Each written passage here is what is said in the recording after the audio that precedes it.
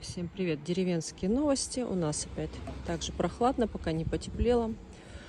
Плюс 19 тепла. По прогнозу снова дождик. Вчера был сильный циклон. Вообще на неделю циклон. Он так, то сильно-сильно, то нет дождя, то потом опять дождь. Я потихонечку еще тут дособираю вещи, еще пока здесь, к себе на участок. Ну и уже буду у себя там, да. Ну, пока еще на 2 дома. Буду то в Лазаревском, то у себя на участке. Ну, вот такие вот красивые тучки ползут. Пишите, у кого какая погода. Я думаю, что у кого-то теплее, чем у нас. Плюс 19.